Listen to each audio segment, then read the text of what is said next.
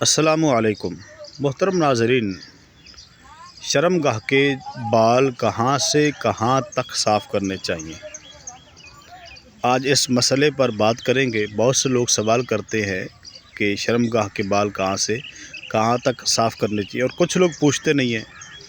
ایسے مسائل پوچھتے ہوئے شرم محسوس کرتے ہیں، تو اس مسئلے کو سمجھیے گا۔ شرم گاہ کے جو بال ہیں ان کو صاف کرنا سنت ہے۔ اگلی شرم گاہ کے بالوں کو صاف کرنا یہ سنت ہے، اور جو پچھلی شرم گاہ ہے اس کے بالوں کو صاف کرنا یہ مستحب ہے۔ اب صاف کہاں سے کہاں تک کرنے چاہیے، میں حوالے کے ساتھ بات کروں گا۔ جو مسئلہ میں بیان کرنے لگا ہوں اس کو آپ وقار الفتاویٰ میں بھی دیکھ سکتے ہیں، فتاویٰ ہندیہ میں بھی موجود ہے، بہار شریعت اس میں بھی موجود ہے، فتاویٰ عالمگیری میں بھی موجود ہے۔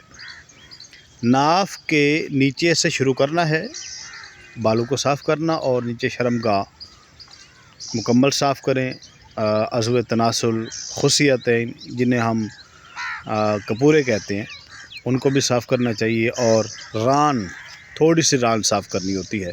ساری ران جو ہے اس کو صاف کرنے کی ضرورت نہیں ہے، یعنی ناف کے نیچے سے لے کے نیچے جو شرم گاہ ہے اس کو صاف کریں، اور کپورے وغیرہ بھی، عضو تناسل بھی، اور تھوڑی سی ران بھی۔ اور جو پیچھے والا حصہ ہے اس کو صاف کرنا مستحب ہے۔ تو یہ جو عورتیں ہیں ان کا بھی یہی حکم ہے کہ وہ بھی ناف کے نیچے سے ہی اپنے بالوں کو صاف کریں۔ تو اللہ کریم ہمیں دین کی صحیح سمجھ عطا فرمائے۔ آپ سے گزارش ہوگی کہ ویڈیو کو آگے ضرور شیئر کیجیے گا، اور چینل کو بھی سبسکرائب کر دیں۔ نئی ویڈیو کے ساتھ پھر حاضر ہوں گے۔ السلام علیکم ورحمۃ اللہ وبرکاتہ۔